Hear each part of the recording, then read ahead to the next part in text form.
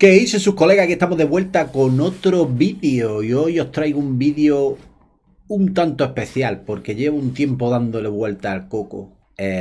Cómo está la escena techno, la escena hard techno, la escena electrónica en general y el tema de Beatport.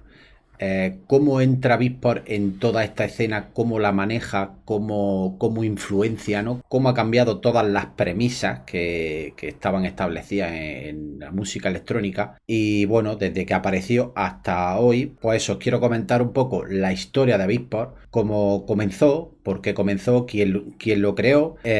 Vamos a ver un poco cómo funciona el tema del Beatport, cómo funciona el tema de los tops, cómo funciona el tema de las regalías, de las distribuidoras, de los porcentajes que se lleva Beatport, los porcentajes que se lleva tu distribuidora, lo que te llevas tú como productor, y también un poco sobre Spotify, sobre el streaming, cuánto pagan, cuánto se gana. Os voy a enseñar, por ejemplo, en uno de mis sellos, en Mopap, os voy a enseñar las cuentas de un mes, los streaming que se han realizado, las descargas o downloads que se han hecho, cuánto me pagan a mí, cuánto me llevo yo, cuánto se lleva mi distribuidora, cuánto se va a Vispor, en fin, un poco de todo.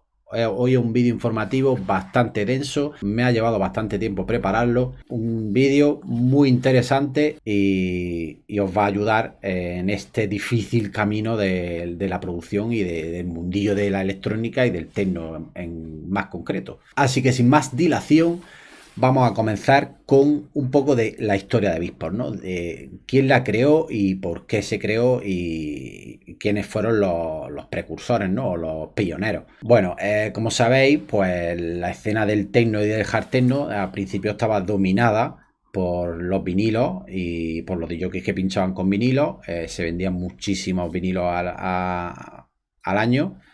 De hecho, cantidades astronómicas que yo realmente, cuando yo llegué ya a la industria del vinilo, ya estaba un poco en decadencia.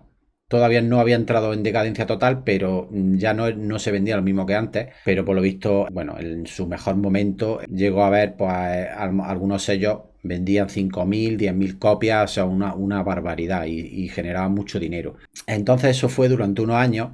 Y en el año 2004, en junio de 2004, bueno, dos pioneros y dos, digamos, siempre precursores en lo que es la escena y la investigación de la música electrónica, pues se les ocurrió una idea, porque como claro, solo existía la industria del vinilo y hacer un vinilo pues requería mucho dinero, mucha inversión y se tardaba mucho en que saliera un disco. Se tenía que planear, pues a lo mejor con 5 o 6 meses de antelación, mientras se hacían los temas, se mandaban a masterizar, todo, claro, no existía lo digital, todo tenía que ser, estoy hablando de los principios, pues tú tenías que mandar los temas a un ingeniero de mastering, se lo tenías que mandar en un CD o en un DAT, que era lo que había en la época, se lo tenían que mandar por correo, tenía que llegarle al tío, pues el tío que lo masterizara, en fin,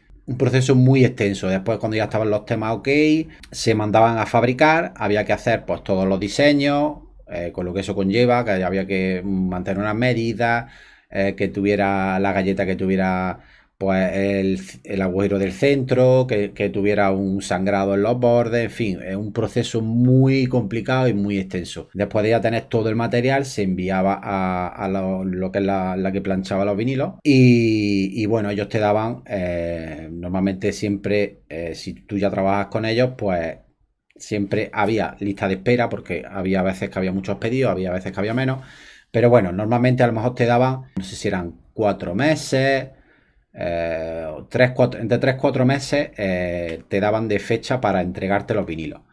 Entonces, claro, como he dicho, pues todo este proceso se llevaba a lo mejor pues 5 meses, 6 meses. En un año a lo mejor podía sacar dos referencias apretando mucho. Un día se juntaron Richie Houghton y John Acquaviva, idearon la creación de la plataforma Beatport, que era una plataforma digital donde la gente podía, bueno, la gente no, los sellos podían subir su música y la gente, los usuarios podían comprarla.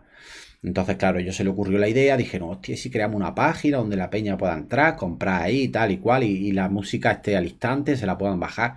Y entonces, pues se le encendió la bombilla y vieron que eso pues, podía ser un negocio, un negociazo. Y bueno, yo, bueno, me he enterado, porque siempre ya sabéis que estando metido en la industria, pues te enteras de cotilleo y cosas, me enteré de que John Aquaviva, como en esa época, era muy...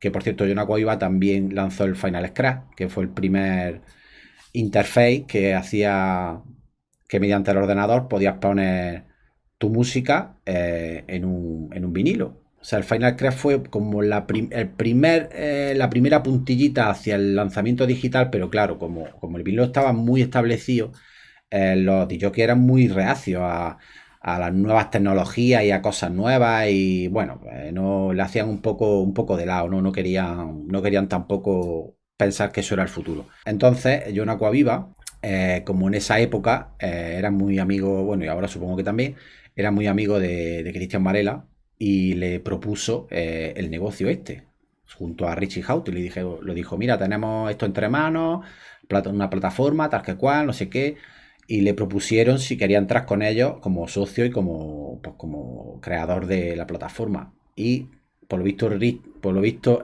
Cristian rechazó la oferta, porque él era pues eso, muy amante del vinilo, como lo es hoy en día.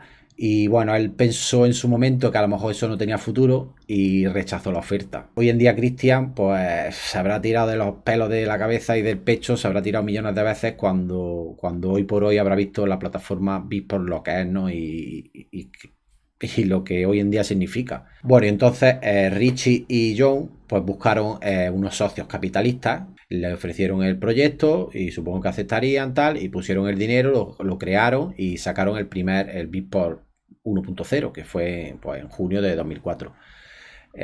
Al principio, pues la verdad no funcionaba muy bien, tenían 79 sellos nada más, y entrar en Beatport, digamos que era casi imposible. Yo recuerdo casi cuando salió Beatport por primera vez y, y cuando ya veías que casi todos los de que estaban empezando a sacar ahí, que todos se estaban mudando hacia esa tendencia, es cuando yo dije, coño, por lo mismo también hay que entrar en estas movidas, ¿no? Y yo recuerdo que Beatport tenía unos filtros tremendos, o sea, pero tremendos, o sea, para entrar en Beatport era súper complicado, tenías que tener pues contactos dentro de la plataforma, el sello tenía que tener pues como una reputación, como un bagaje, ¿no? Tenías que tener X referencias en el mercado, tenías que tener artistas pues consagrados, con nombre, que vendían, en fin, te ponían muchas trabas para entrar. Había otra alternativa, cuando ya salió Beatport y estuvo unos años,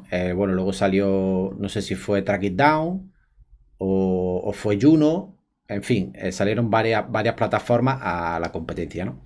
Entonces, bueno, por lo visto, hubo unos años que no funcionó muy bien y creo que generaron pérdidas y tal. Y bueno, ya en el año 2013, pues supongo que le haría una oferta a quien sea, un millonario, según pone la historia de Beatport.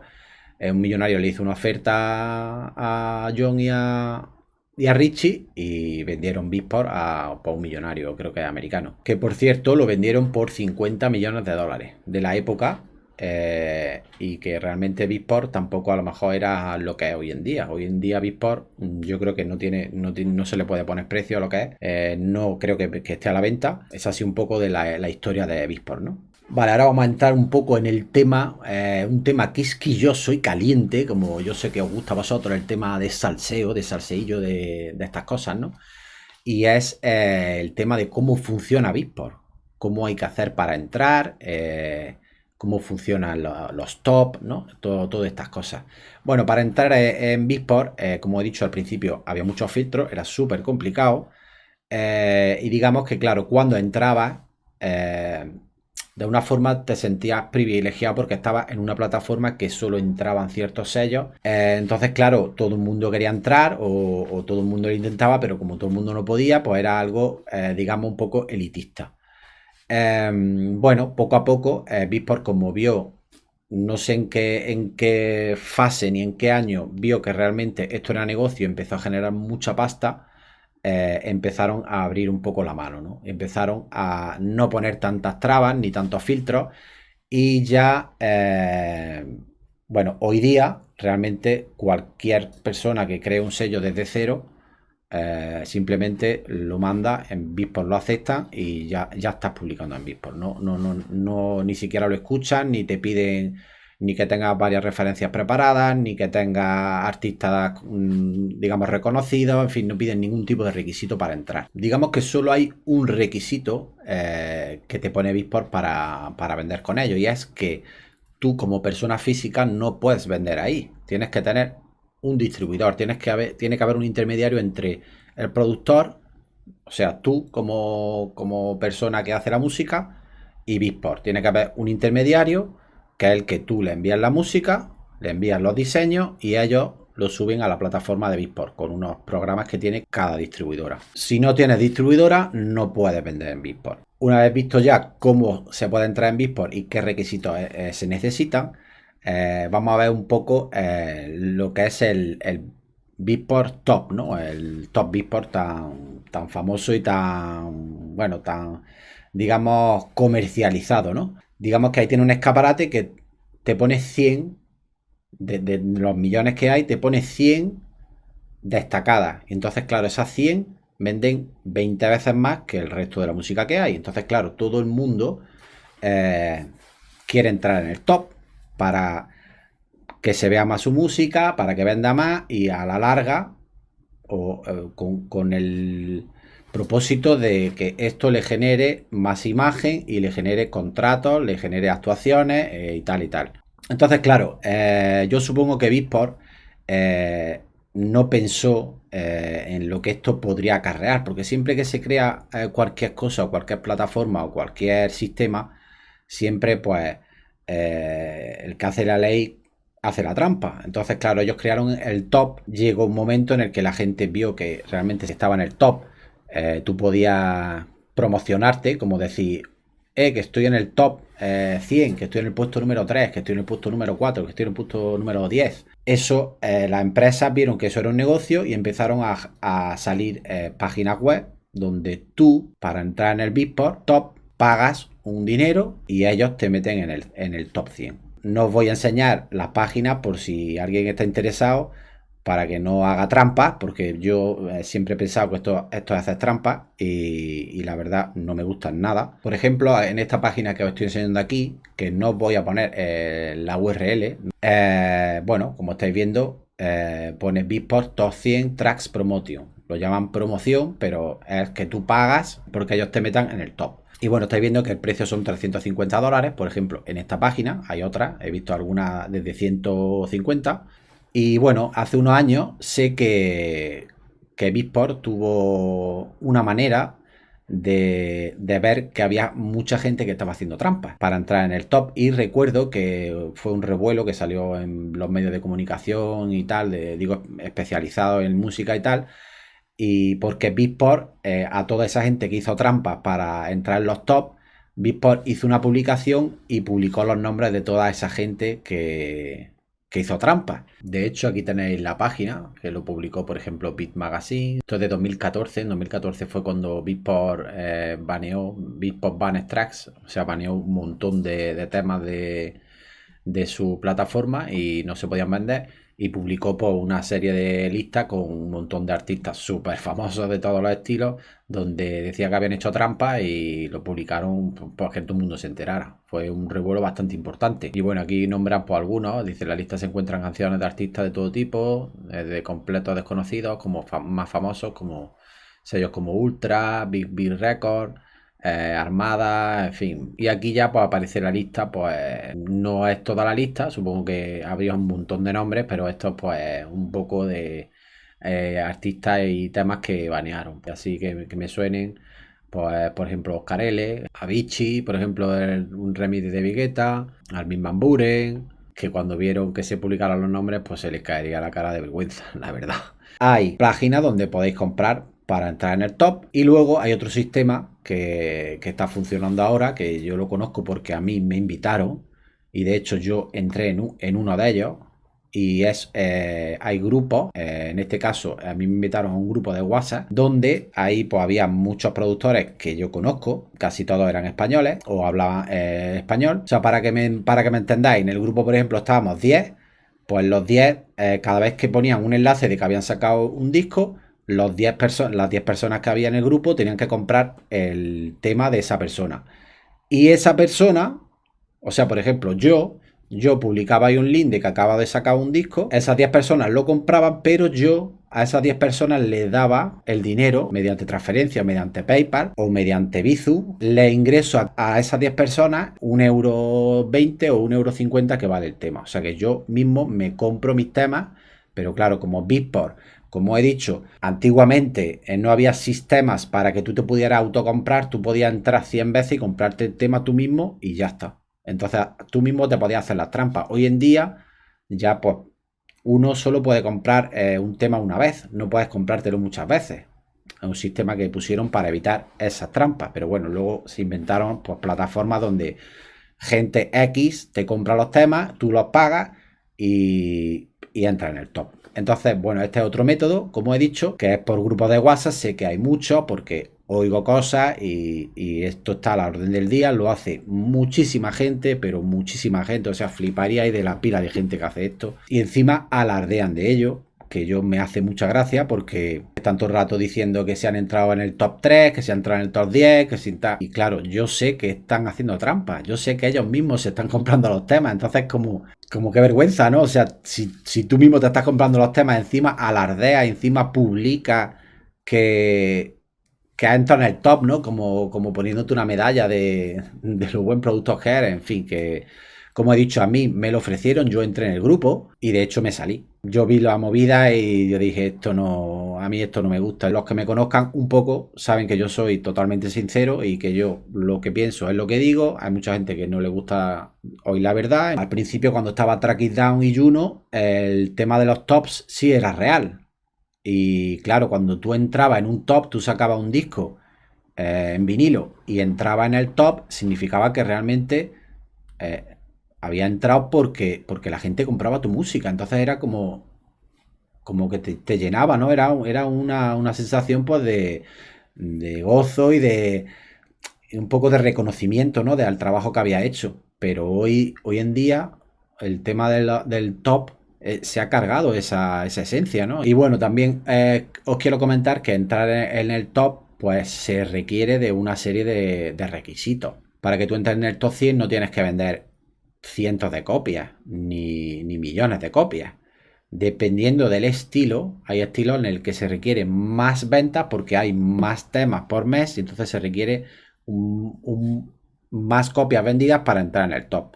Y con esto vais a entender un poco el por qué están los top de Beatport de esta manera, por qué te encuentras un tema que no es hard techno en el top 100 de hard techno, o por qué te encuentras un tema de tech house en el top 100 de techno cuando no tiene lógica. Y eso es lo que yo reivindico un poco, que Beatport tendría que parar un poco eso y tendría que poner límites y tendría que poner una serie de filtros para que realmente el techno fuera techno, el hard techno fuera hard techno y que dejaran de mezclar todos los estilos, que lo que están haciendo es cargarse en las etiquetas y cargarse los estilos, porque tú cuando vas a comprar, si a ti te gusta el techno de toda la vida, tú te metes en techno y ahí hay de todo, menos techno, hay de todo. Lo que os quería explicar con esto es que, por ejemplo, para entrar en el techno hace falta vender 50 copias para entrar en el top 100. Pero para entrar en el top 100 de hard techno necesitas 20 o entre 20 y 30 copias para entrar en el top 100.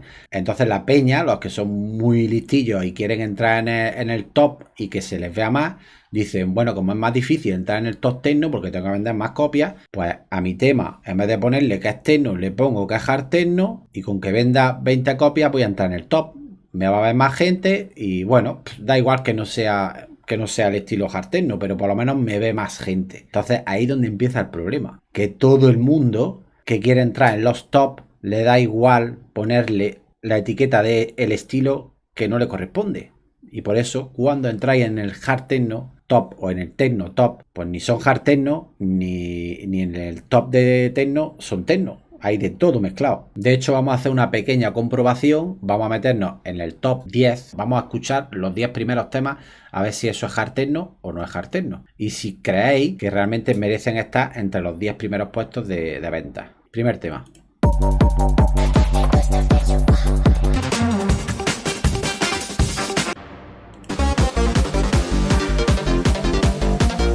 Bueno, el puesto número 1, como estáis escuchando, o sea, me deja sin palabras. Pues con eso ya os podéis hacer una idea de cómo está el top. O sea, eso ni es hard techno ni es que no sé ni lo que es. A ver, el puesto número 2.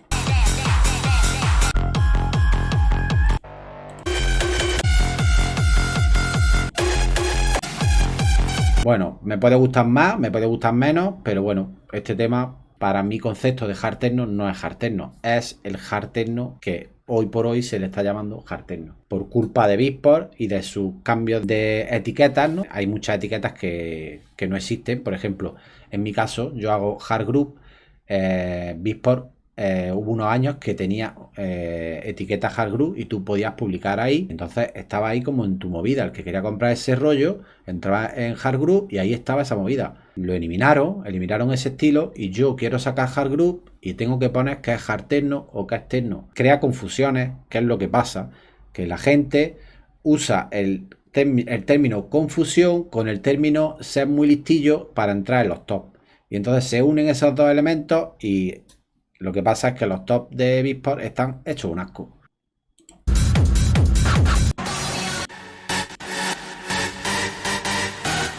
Bueno, esto ya lo viste en el análisis de Nico Moreno. Bueno, temas con el synth ese rey de los 90, que está ahora tan quemado y tan de moda. Y bueno, pues como ahora el género de moda o el rollete de moda, pues el que hace ese rollete, pues se coloca en el top y la gente se lo compra como churros.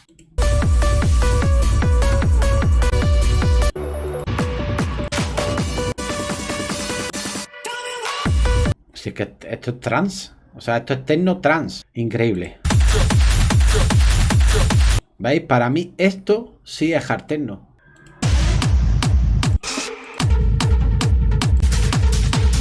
Bueno, más del rollete que hemos hablado, del pipiripipi.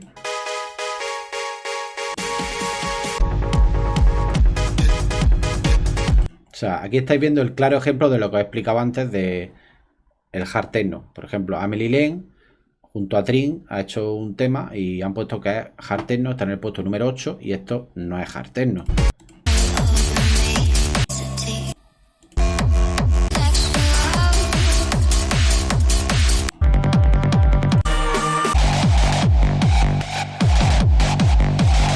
Y esos son los 10 temas que hay en el top. O sea, me decía a mí que esos 10 temas merecen estar en el top 10 de hard techno y realmente han vendido para estar en ese top de manera legal. Pues yo pienso que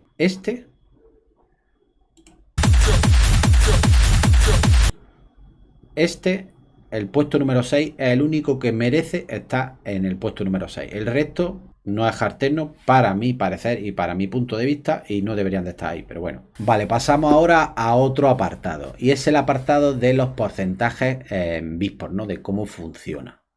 Como he dicho, para vender en Beatport necesitáis un distribuidor, que es el intermediario entre tú y Beatport.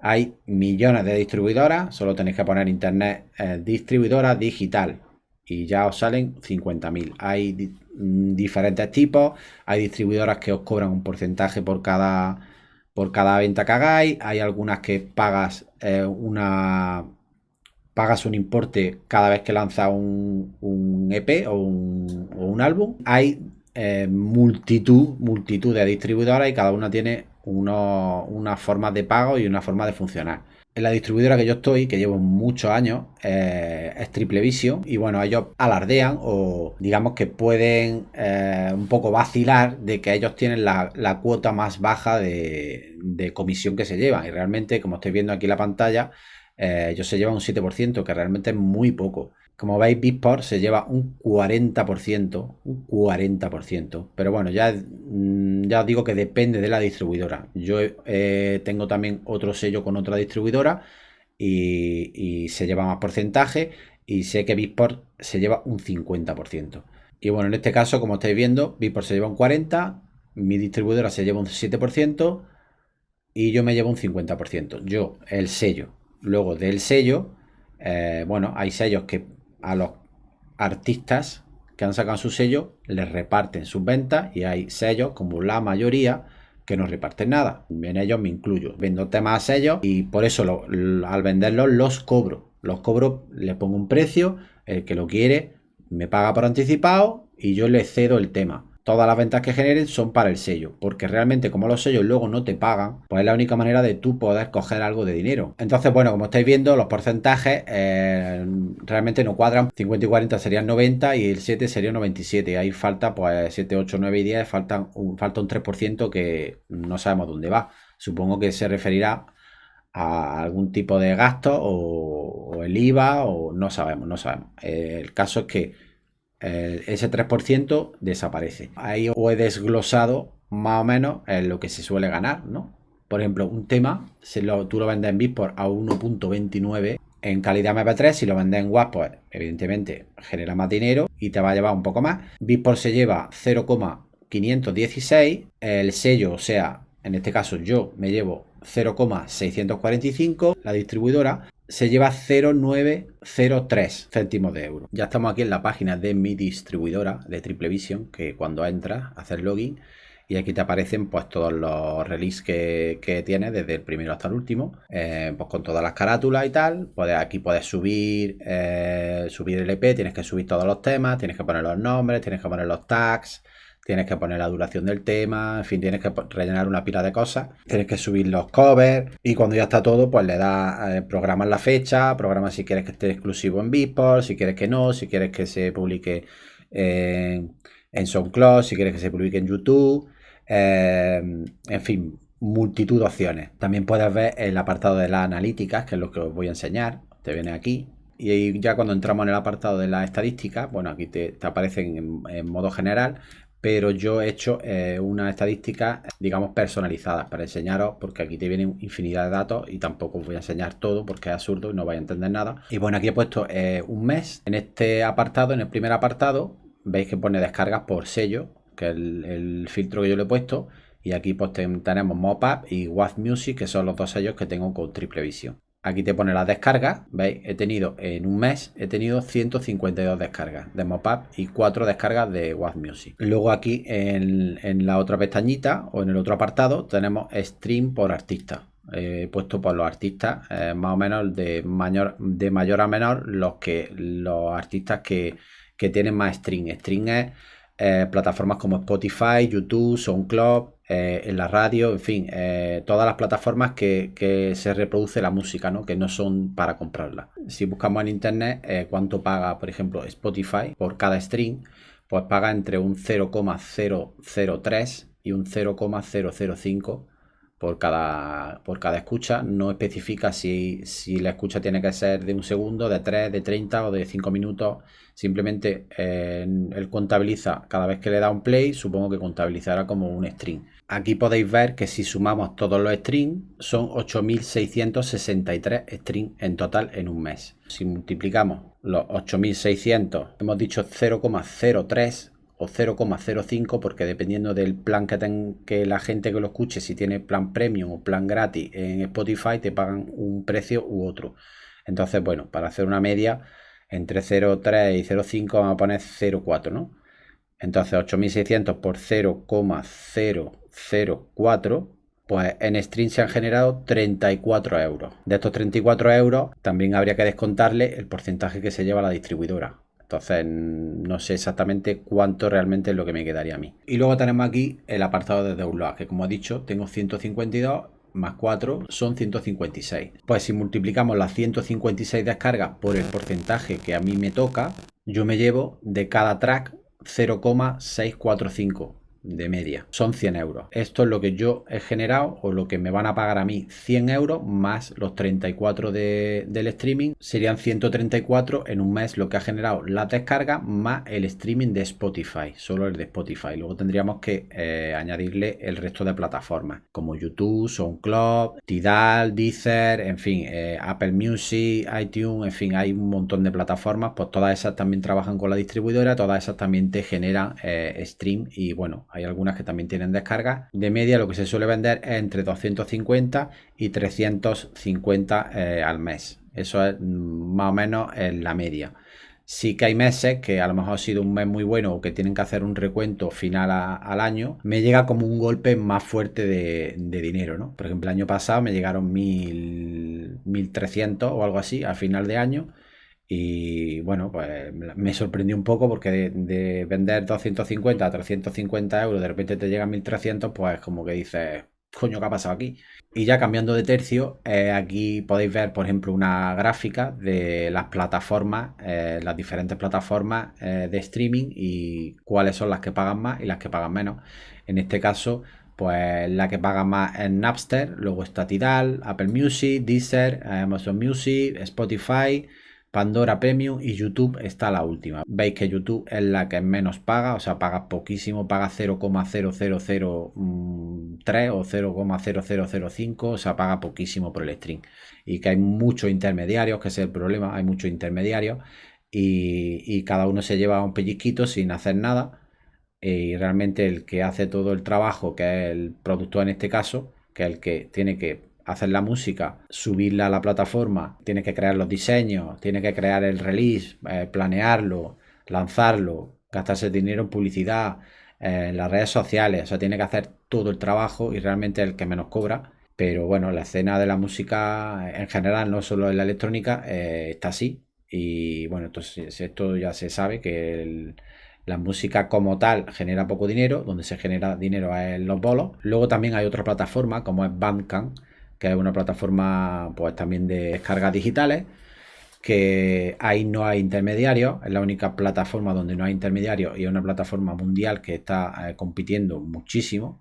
De hecho, cuando empezó yo me uní a la plataforma nada más empezar, no recuerdo en qué año empezó, y bueno, la verdad es que ha ido cada vez subiendo más, porque ahí todo el mundo podía subir sus temas y venderlos sin ningún tipo de filtro y realmente puedes ver las ventas reales de lo que vende, porque en cuanto alguien compra algo, a ti te llega un mensaje, tal, ha comprado tal, Periquito ha comprado no sé qué, y tú puedes ver las estadísticas en todo momento. Evidentemente se lleva un porcentaje también la página, pero ahí es el sitio donde hay menos intermediarios y donde más puedes generar dinero. Cada día más artistas están uniéndose a Bandcamp y por eso la plataforma está creciendo muchísimo. Al principio era solo minoritario y solo se unía gente pues, que a lo mejor tenía problemas para entrar en Beatport o en otras plataformas, y hoy en día es al revés. Hay muchos artistas que llevan mucho tiempo y que están, digamos, hasta la polla de que les quiten dinero por todos lados y directamente se van a banca.